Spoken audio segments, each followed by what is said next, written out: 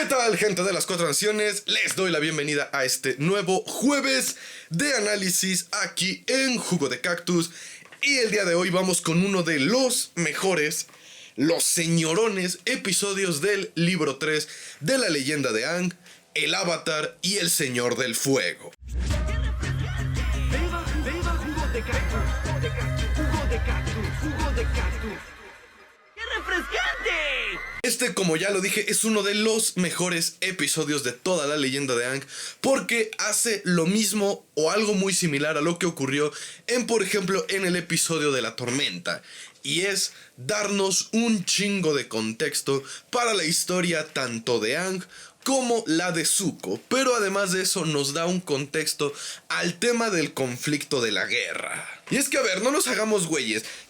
Durante toda la serie, las primeras 2 temporadas, esta idea de la guerra, o esta forma en la que te cuentan cómo fue la guerra, es como que explicada muy por encimita. O sea, te dicen estamos en guerra, han pasado 100 años y la Nación del Fuego son los malos. Pero como que falta mucho contexto, como que uno no termina de entender, ok, pero ¿por qué la Nación del Fuego inició la guerra? ¿Por qué la Nación del Fuego son los malos? ¿De dónde salió esta idea de iniciar la guerra? Y son estas preguntas que no es como que estén presentes a lo largo de todas las primeras 2 temporadas de la leyenda de Aang, pero en cuanto inicia este episodio y en cuanto te empiezan a contar la historia de Roku y de Sozin, como que hace clic y todas esas preguntas se empiezan a responder.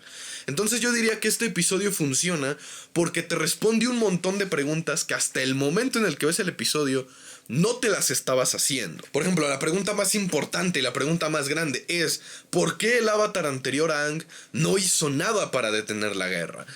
Esta pregunta, si bien muchos fans no se la hacen como tal, o algunos sí se la hicieron, pero no más del lado de Roku, sino más bien por qué Aang de niño pues no quiso hacer y tener sus responsabilidades. Yo por lo menos la primera vez que vi este episodio sí me hacía la pregunta de ok, ¿por qué desapareció el avatar? De hecho me acuerdo mucho que la primera vez que veía los trailers de la leyenda de Aang, yo me imaginaba que la serie en realidad iba a ir de la gente buscando al avatar, es decir, a esta figura anciana que aparecía en el intro, y que Aang en realidad iba a ser un aprendiz únicamente e iba a ayudar a Katara y Ahsoka a encontrar al avatar. O sea, yo antes pensaba que el avatar iba a ser Roku. O sea, él sí era el avatar, sino que más bien él iba a ser el protagonista, y de que Katara, Aang y Sokka se la iban a pasar buscando al avatar, y que el final de la serie iba a ser encontrando al avatar y preguntándole qué pedo. Porque pues Roku aparece en el intro. Entonces este episodio, como dije, te responde la pregunta de ¿dónde estaba Roku? El por qué Roku no pareció haber previsto el tema de la guerra. Y aquí te responden que efectivamente sí, que sí previó el tema de la guerra, que el mismísimo Sozin prácticamente se reunió con él y le dijo, güey, tengo planeada hacer una guerra. Pero la mera neta no me quiero adelantar con ese detalle, porque en sí toda esta historia, todos estos flashbacks combinados con Zuko y con Aang son excepcionales y te cuentan una maravillosa historia. Desde cómo inicia la amistad de Roku con Sozin, cómo eran grandes amigos, cómo prácticamente compartían vida y cómo compartían confidencias, hasta el punto en el que terminan pues alejándose por sus responsabilidades. Y es que esto es una historia que te deja mucho mensaje, como el cómo funciona, mejor dicho, la verdadera vida. O sea, ya ven que casi siempre en estas películas donde hay amigos, o en estas películas donde son las superamistades que no se detienen, siempre soportan todas las adversidades, viento, marea. Y este flashback, o sea, este episodio no se va por lo típico de decirte siempre fuimos amigos y nuestra amistad siempre triunfó por sobre todas las cosas, sino que te muestra efectivamente que pasaron de ser simples adolescentes a tomar las responsabilidades que cada uno debía de tomar. Por un lado, el nuevo Señor del Fuego, y por el otro, el avatar. Y que esas responsabilidades pues los terminaron alejando, y ambas personalidades se terminaron haciendo completamente diferentes por precisamente esas experiencias. Roku es una persona que respeta tanto a las 4 naciones y que respeta tanto este ideal de respetar la individualidad de cada nación, porque vivió en cada una de las naciones. De hecho, En Roku podemos ver precisamente por qué al Avatar lo hacían entrenar en la nación específica del elemento. Porque no era correcto, por ejemplo, esto que hacía Shansu con Jun y que intentó hacer con Kyoshi, de llevarle los maestros al Reino Tierra. O esto que pasó con Yang Chen, que tal vez se la pasó entrenando sí en las demás naciones, pero con maestros específicos. Con Roku vemos cuál es el verdadero o el más correcto método para educar al Avatar, porque el Avatar precisamente es un ciudadano del mundo y necesita no solo conocer de teoría o de oídas cómo es una cultura, necesita vivir en la cultura y entender dicha cultura. Por eso la forma en la que Roku entrena toda su historia de cuando lo revelan como Avatar hasta cuando regresa a la Nación del Fuego me parece genial, porque es eso, es precisamente una persona que se está preparando para tomar la responsabilidad de prácticamente ser el consejero y protector del mundo. Por eso no se debe de quedar en su nación, no se debe de preocupar solo por los problemas de su nación, debe de conocer a todas las naciones. Roku, yo siento que tal vez le debió haber tomado un año cada elemento dominarlo y aprenderlo, pero si le tomó 12 años aprender los 4 elementos, yo siento que fue porque uno era de entrenamiento y los otros 2 eran para que viviera en la cultura en la que era ese elemento, en las tribus agua, en el reino tierra, en los nómadas aire, y pudiera entenderlos y de esa forma, cuando hubiese conflictos, aprender a cómo solucionarlos. Es que esto yo también ya lo he dicho muchas veces aquí en el canal y es algo que nos saca un poquito del análisis del episodio. Roku debe de ser, después de Kyoshi, porque con Kyoshi tampoco le conocemos más que el pedo de Chen el Conquistador, uno de los avatares que mejor supo mantener la paz durante su tiempo. Y está bien, Roku no vivió 2000 años, pero en los 70 y tantos años que Roku vivió, no le conocemos ningún conflicto. No es como que se le mencione que la haya cagado en algo. O sea, el único error que se le conoce a Roku y que los miembros del fandom exageramos porque nos gusta tirarle bullying, es el no haber detenido a Sozin. Y esto yo ya lo he dicho claro en muchos fuera del mame y en muchos videos.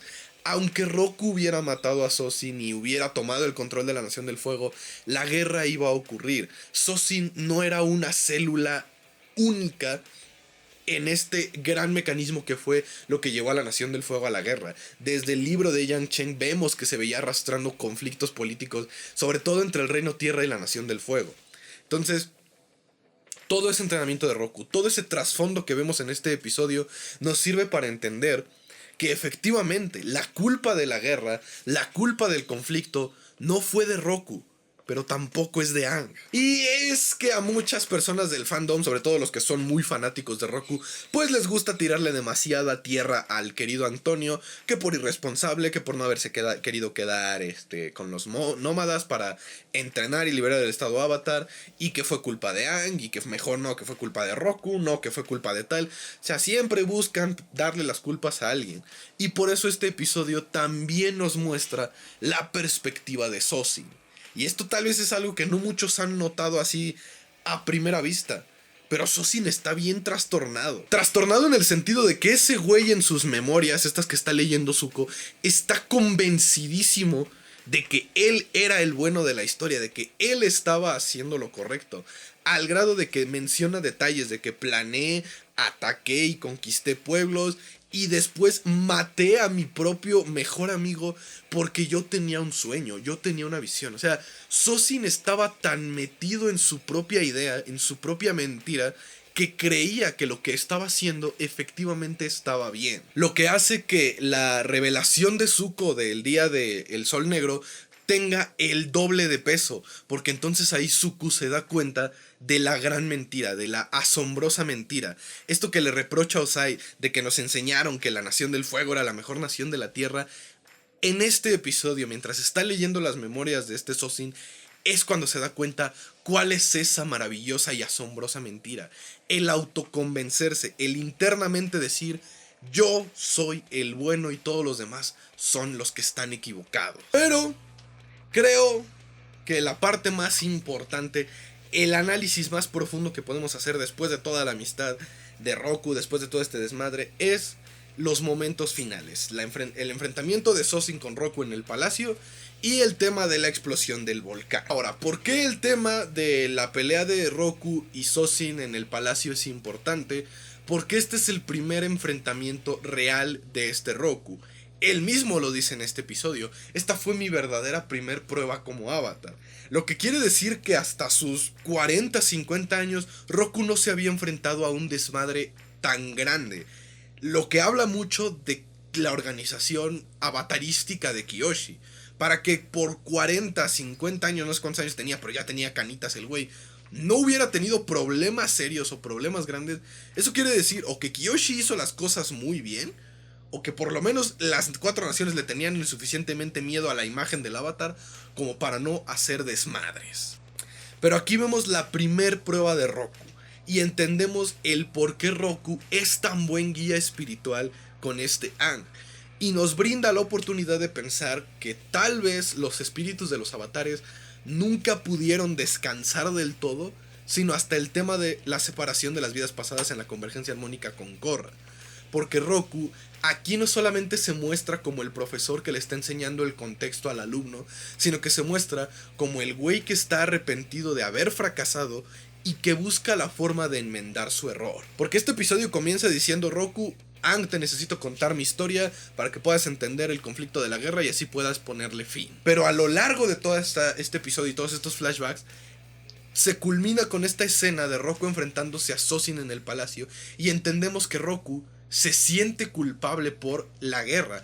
Él se culpa por la guerra, por no haber detenido a Sozin permanentemente ese día en el que lo tuvo y en el que lo único que hizo fue decirle: no vuelva a ocurrir, te voy a dar chance porque eres mi compa, pero al chile no lo vuelvas a hacer. Independientemente de lo que podamos pensar yo o tú como fandom, la verdad es que la decisión de Roku fue una decisión muy complicada, una decisión muy difícil, que bien podría dar material para toda una temporada de tratamiento de cómo le fue a Roku antes de esa reunión con Sozin. O sea, en el transcurso de tiempo que ocurrió de descubrir que había tomado pueblos en el Reino Tierra y llegar al palacio, y cómo fue después de destruir todo el palacio y el tiempo que pasó hasta su retiro en su isla y el tema del volcán. Hubo por lo menos entre inicio y final unos 10 años. ¿Qué pasó? ¿Qué tuvo que pensar Roku? ¿Qué cosas estarían pasando por su cabeza antes de detener a Sozin, detenerlo? ¿Y qué pasó después políticamente hablando, socialmente hablando, reputacionalmente hablando con el Avatar y con Roku, luego de destruir todo el palacio del Señor del Fuego y prácticamente dejarlo humillado a la vista de toda la nación? O sea, ¿cómo debió haber sido ese golpe para el propio Sozin y para el propio Roku, que la segunda vez que se volvieron a ver fue prácticamente en un duelo a muerte? Yo personalmente, y esto ya me estoy saliendo un poquito a través del episodio, pero yo personalmente siento que Sozin, o uno de los principales planes de Sozin, era involucrar a Roku en el tema de la conquista. De hecho, hay una teoría del fandom que no he hablado de ella, o creo que sí ya hablé de ella, que creo es la muerte de Kyoshi, que dice que la Nación del Fuego planeó la muerte del Avatar Tierra para tener a su propio Avatar Fuego y controlarlo. Yo sí creo que era un plan de Sozin incluir a Roku en su idea de conquista, y juntos, Avatar y Señor del Fuego, ser los nuevos líderes del mundo. Cuando ocurre este rechazo, de la destrucción del palacio y de este Roku diciéndolo en Neo a Sozin, Sozin tiene que tomar una decisión igual de complicada: deshacerse de la figura más importante para el mundo. ¿Cómo le haces para prácticamente deshacerte de Dios? Porque esto yo ya lo he dicho varias veces en este canal. El Avatar en su universo es básicamente un dios en la tierra. Entonces tú, como dirigente seminazi fascista, ¿cómo le haces para deshacerte de la figura prácticamente de Dios en tu mundo? Ambos güeyes tomaron decisiones bien complicadas. Y vaya que Sozin tuvo suerte, porque es cuando ocurre lo del volcán, lo de la explosión. Ya he hablado mucho de esta situación, ya he explicado cómo no es una mamada que Roku se haya quedado a pelear en el volcán. Ya le hice un fuera del mame, ya nos hemos divertido, ya hicimos los memes. Pero esa última reunión de Sozin y Roku es tan fascinante cinematográficamente hablando por el paralelismo que hay con toda su historia. Con esa primera escena en la que los vemos entrenando. Roku y Sozin trabajando juntos o batallando juntos, mejor dicho. Roku fallando, Sozin fingiendo que lo ayuda y después Sozin dejándolo caer. Desde que inició el episodio sabíamos que Sozin iba a traicionar a Roku. Y aún así, cuando vimos el final y vimos cómo Roku le niega la mano cómo Sozin le niega la mano a su mejor amigo, nos quedamos de wow. Y a pesar de todo eso, Roku no era su intención decirle a Aang: Sozin es el malo y la Nación del Fuego son los malvados y debes quemarlos a todos. La intención de Roku, como el mismo Aang lo dice, era mostrarle que aún en la más oscura oscuridad, valga la redundancia, siempre hay personas por las que vale la pena luchar y siempre hay algo por lo que vale la pena luchar y hay amistades que pueden sobrepasar la vida. Vaya que este es un señor episodio lleno de muchas referencias que enriquece el lore del universo Avatar bien cabrón, que es sin duda una joya. Y saco mi cigarro y me pongo a fumar y procedo a decir: joder, esa madre sí es cine. Creo no necesito aclararlo, pero es tradición en los jueves de análisis. Claro que el Avatar y el Señor del Fuego se lleva 5 estrellas de platino, porque oh hermoso episodio, oh hermosa representación, oh hermoso conflicto y además hermosa revelación al enterarnos que Zuko es descendiente del Avatar Roku. No sé ustedes, pero si ya de por sí el episodio estaba cardíaco, esa revelación termina de hacernos decir todos ¡oh! Y cierra con broche de oro el episodio. Y ahora sí puedo decir sin temor a equivocarme que Zuko ya está listo para su redención y que solamente nos quedan unos cuantos episodios para ver el punto final de la serie, el punto culmine en donde todo es maravilloso. Y por eso el Avatar y el Señor del Fuego se lleva 5 estrellas de platino. Eso sería todo en el video del día de hoy, gente. Me despido esperando que se cuiden mucho, recordándoles que nos veremos el día de mañana en un viernes de teorías, el sábado en el otro canal por Sábados de Cine y el domingo con el regreso del podcast leyendo los primeros capítulos del fanfic La Caída del Loto Rojo, que ya pueden encontrar disponible en mi perfil de Wattpad, que está en la descripción de este video. Así que cuídense mucho, que la fuerza los acompañe y no se les olvide que la separación de las naciones es una ilusión. Somos un solo pueblo. Adiós.